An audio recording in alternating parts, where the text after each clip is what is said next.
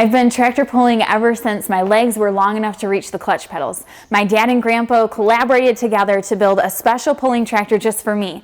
The first time I took it down the track, I went home with a first place trophy, and I've been hooked ever since. I'm ready to share some of my tried and true methods with you so that if you're into tractor pulling and you're struggling by just getting second or third place, coming short every single time, these little tricks that I'll share with you will help boost you into the first place position. In this video, we're going to talk all about a drawbar and hitch system.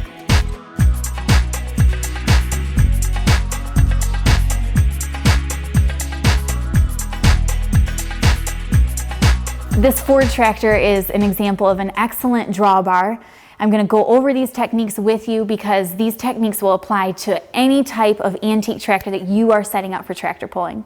So the things that I like about this drawbar, first is that it is set into place. There's going to be no transfer side to side with this type of clevis. This is a clevis off of a plow. Here's another example of a plow clevis. This is one that's made out of a U-bolt. Any three of these clevises I would be happy with on my tractor. I just want to make sure that it's set into place. It's not going to move from side to side at all. There's going to be no variation there. This ensures that my weight is transferred evenly between both of my rear wheels. The next thing about this drawbar is the distance that it is from the back of the tractor. I like my drawbar, or the end of my hook, to be just past the rear wheels of my tractor. This will be something that there will be a rule with on your club, so you need to read the rules and make sure that your hitch is going to comply. But I like to have my hitch just past the rear wheels of the tractor.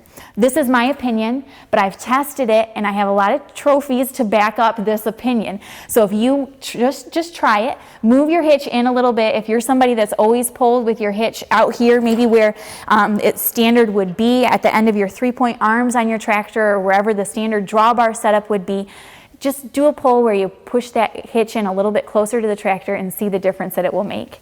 If you're working with a different type of drawbar, you might need to drill another hole in it so that you can move it closer to the tractor, or you can weld something like I have here. But make sure that you move that drawbar in closer to the rear end of the tractor.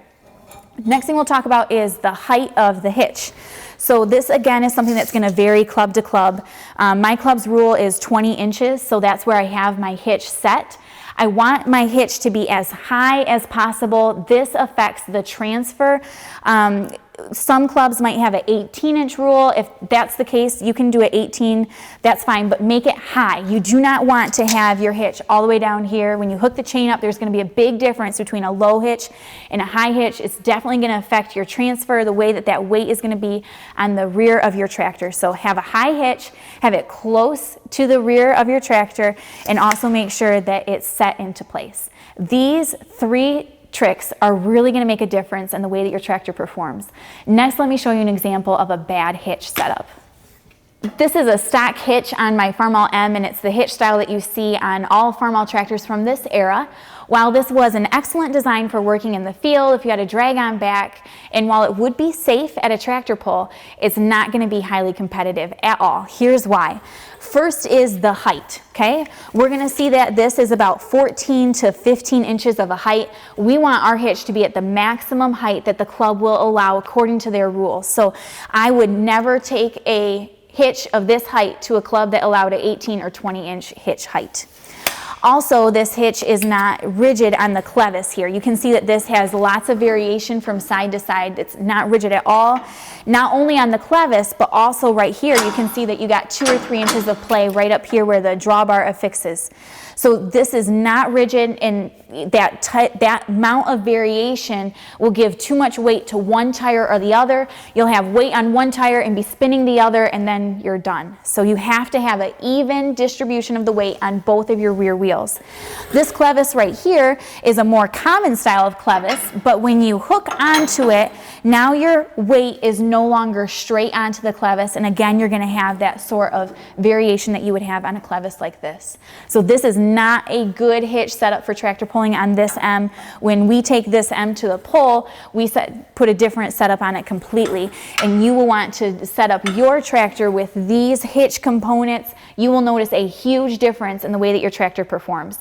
It'll take some time and some fabrication. You'll have to really think outside of the box about how you're going to make your hitch safe and can comply to all the rules, but when you do take the time, you're going to notice a huge difference in the way that your tractor performs down the track.